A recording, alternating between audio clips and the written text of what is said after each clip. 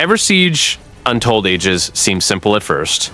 You build, you defend, you advance, and for a while, that is enough. But the moment the game stops holding your hand, everything changes. Suddenly, your defenses are crumbling, your resources are drying up, and enemies that were once a breeze are destroying your entire run. Familiar? I've been there. And honestly, it took me much longer than I'd like to admit to understand what I was doing wrong. So if you want to skip that frustrating part and play this game the right way, these 10 advanced tips are exactly what you need. I'm Matthew, and the video starts now.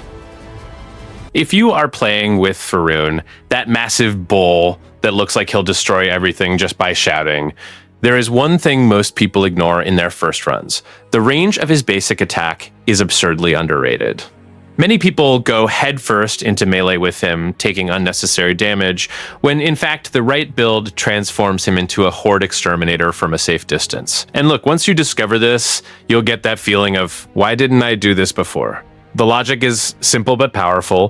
Faroon's basic attack already has native cleave, meaning he hits several zombies at the same time in an arc. When you start investing in attack range upgrades, this cleave begins to cover a ridiculously large area. You no longer need to step into the middle of that smelly horde to clear the wave. You stay on the edge, keep attacking, and the zombies simply melt in front of you without touching you.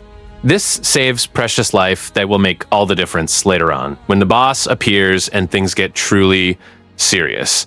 Now, the icing on the cake is combining this with Berserk. When you activate Berserk alongside this range and cleave build, the attack speed rises so much that hordes vanish in a matter of seconds, like 4 to 5 seconds to clear an entire group of zombies. The best early game runs you'll see out there use exactly this combination: basic attack damage, basic attack range, and rage amplifier as priorities, with a bit of crit chance and HP for sustain. It's a straightforward formula with little room for error. So if you are building Faroon and haven't prioritized these range upgrades yet, change that now. Don't wait for a cooler item to appear, or stay waiting to see what drops. Buff the range, buff the cleave damage, get Berserk, and clear everything without putting your head on the line. This is the difference between a frustrating run where you reach the boss at half HP and a run where you arrive comfortable, healthy, and ready for a fair fight. When you are still in the early levels, Archer Towers seem like a great choice. They are cheap, scale well with meta progression, and work well against individual enemies. But as soon as the game starts throwing dense hordes in your face, you realize quickly that an Archer is not the solution for volume. They are good for one target, maybe two. When 20 zombies arrive at once, running in a line, that Archer is there shooting the first one, while the other 19 walk calmly through your gate. That is where the catapult completely changes the game. Its area damage covers an impact radius that can clear entire groups with a single well-placed shot. In advanced levels where enemy volume is absurd, having 2 or 3 strategically positioned catapults is worth more than an entire row of archers. You start to see the difference right in the first mid-game waves, when that catapult in the center of the path starts exploding groups before they even get near your main defenses. Now, what turns the catapult from good to truly broken are the ricochet and stun upgrades in meta progression. The shot bouncing between enemies while stunning every single one it hits is a combo that basically freezes the horde in place, while the rest of your defenses and heroes finish the job. Think about it. A stun in the middle of a large horde means none of those enemies reach you for a few seconds. And in late game situations, those seconds are everything. So the practical tip is this: don't neglect archers completely, because they still have situational value, especially against fast, isolated targets. But when you are distributing your resources and prioritizing meta progression upgrades, the catapult comes first. Buff the bounce, buff the stun, position them well at the map's choke points, and watch the magic happen. Gold in EverSiege Untold Ages isn't just a resource.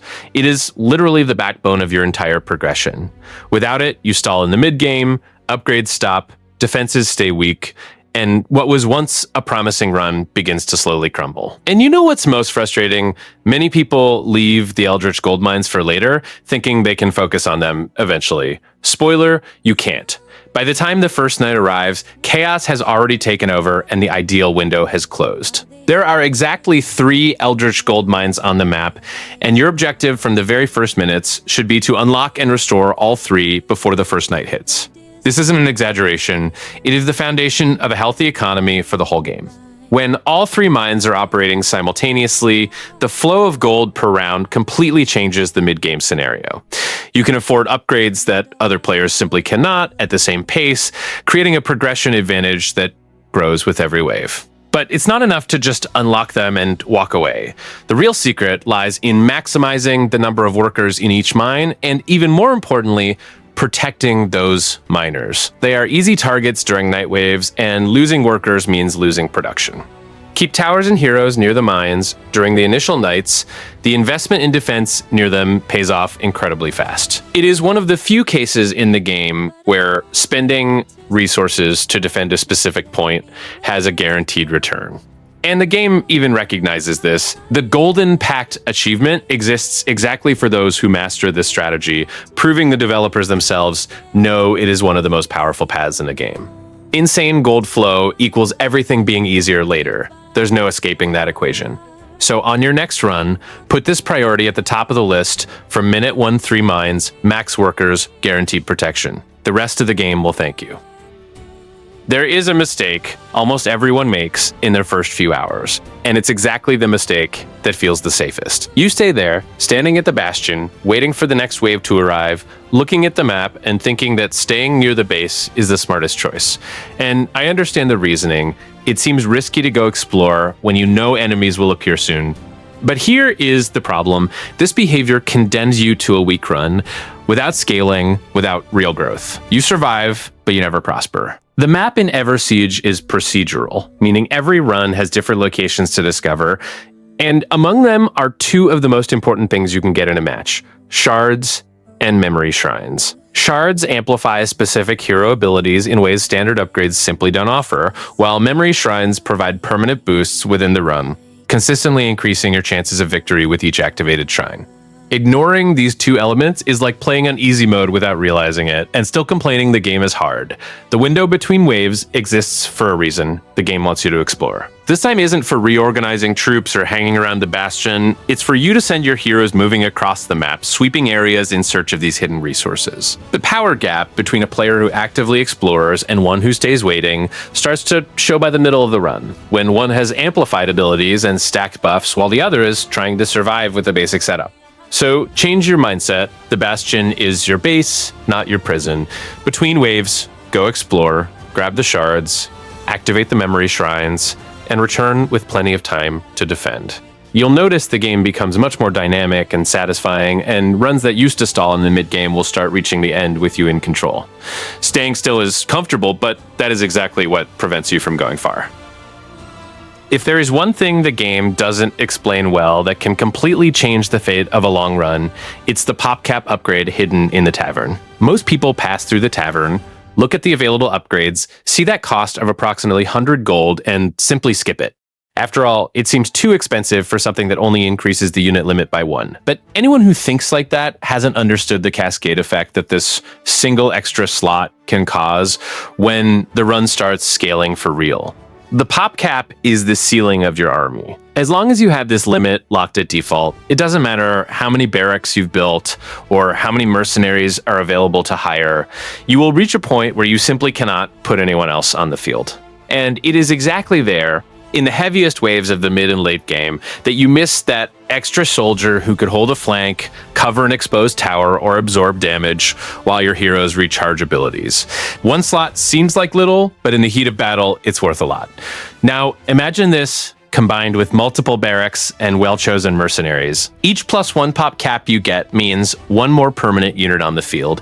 And when you stack this over a run, unlocking the upgrade more than once, whenever it appears, your army starts to gain a density the hordes simply cannot penetrate. It's an avalanche of melee, layered defense, and continuous pressure that transforms a desperate siege into an almost surgical execution. The investment hurts the wallet, especially early on when gold is tight.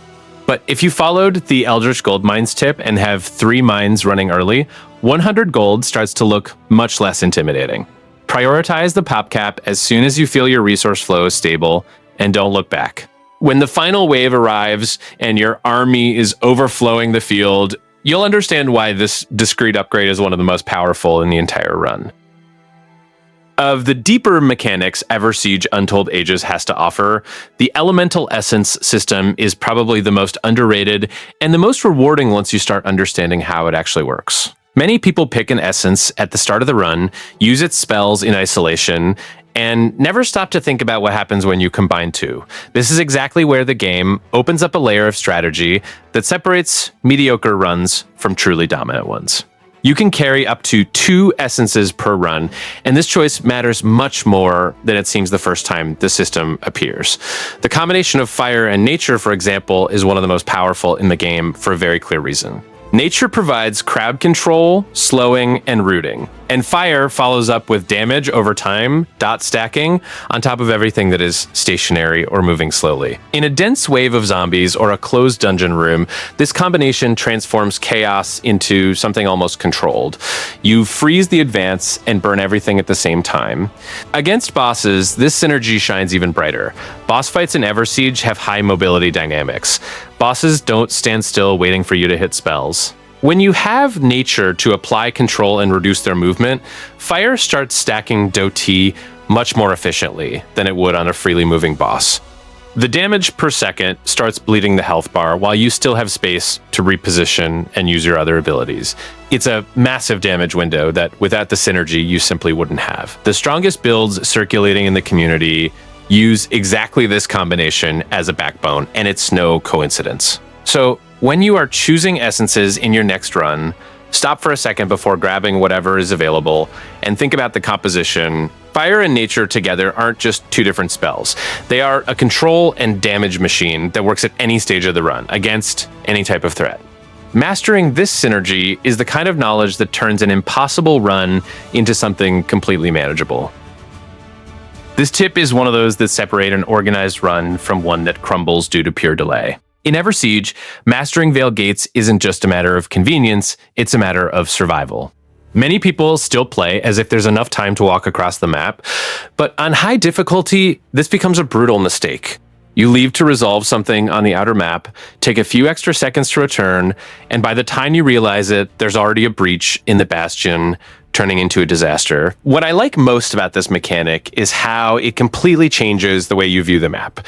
Veil Gates transform the entire realm into a rapid response network. Instead of thinking only about exploration or only about defense, you start playing with mobility, almost as if you're always 2 steps ahead of the next crisis. And honestly, this is the kind of detail that makes the run much smarter because you stop reacting late and start responding with the right timing. This becomes even more important when threats appear that punish any delay, especially unexpected attacks on weaker points. In these moments, wasting time walking back is practically handing over the wave for free. That's why I see portals as a total match control tool. You explore, collect resources, observe the map, and return instantly when the situation gets tight. Those who learn this rotation don't just look faster, they look like they are always in the right place. So if I had to summarize the mindset of this tip personally, I'd say don't treat Veil Gates as a shortcut. Treat them as part of your main strategy. Memorizing the portal map and using it with discipline can save entire runs that would be lost due to silly delays. In a game like this, seconds are gold, and when Dark Elves or a breach appears, those seconds can be exactly the difference between holding the match or watching everything collapse in front of you. This tip is pure late game from a player who already understands where the run truly wins or dies. Many people look at raw damage and think that's enough against the final boss, but in EverSiege Untold Ages, the problem isn't just hitting hard, it's being able to keep your army alive while the game starts dumping absurd area damage. This is where cooldown reduction stops being a luxury and becomes a real priority. In my view, when you start investing heavily in this, the game changes face because your abilities stop being emergency buttons and start functioning as a constant part of your combat rhythm. The most important detail is understanding that large-scale healing isn't just for recovering HP. It's for keeping the entire structure of your defense standing. When your elite troops are absorbing pressure, every second without a heal feels like an eternity, and it is exactly in that interval that a strong front line turns into a complete collapse. That's why items and yellow points that reduce cooldown are so valuable. They shorten that window of vulnerability and allow you to use your best tools much more frequently. Honestly, this is the type of build that looks discreet at the start, but delivers a massive impact in the end. And there's another point I find even more interesting. The larger the healing coverage, the more your army plays like an unstoppable snowball. Instead of saving one unit or another, you start healing practically the entire screen and transform a desperate situation into a favorable trade. This is extremely strong on the final boss because the damage comes heavy, constant, and without much room for error. So, if there is a way to scale this healing to absurd levels, its value isn't just in the number itself, but in the peace of mind it gives your composition to stay firm when it normally would have broken. To me, this is one of those tips that seems simple on paper, but completely change the pace of the match within the run.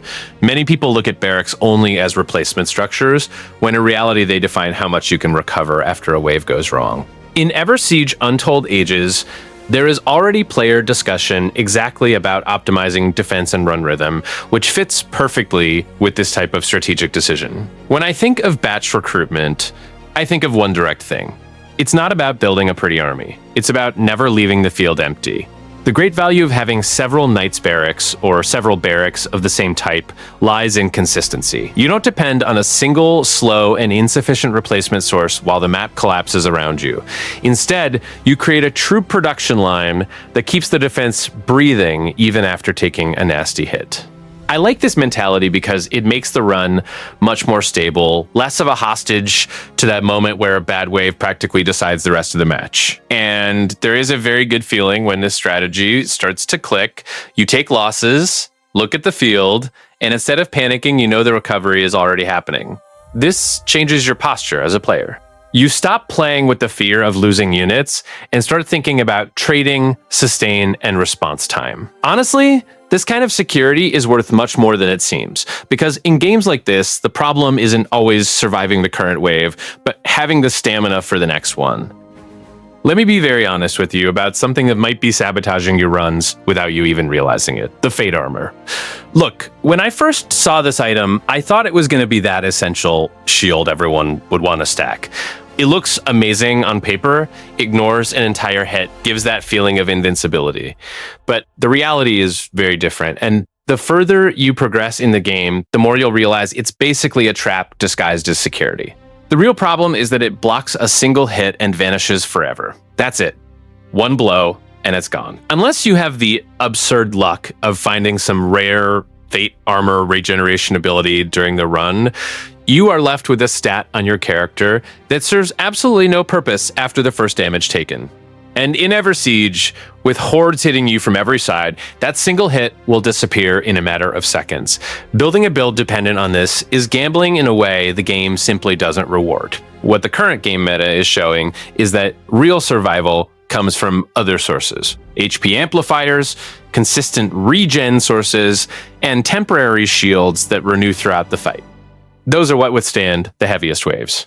The difference is huge. While Fate Armor vanishes at the first scare, a sustained focused build keeps you on the battlefield long enough for your army of troops to do the heavy lifting. And speaking of troops, the auto attack scaling combined with the strength of your units is absurdly efficient in the later stages. So the practical advice is, when you are putting your build together, don't let the one-shot item delude you with a false sense of security. Focus on scaling what remains useful in the long term. HP, regen, returning shields, auto-attack damage, these are what grow with you throughout the entire run.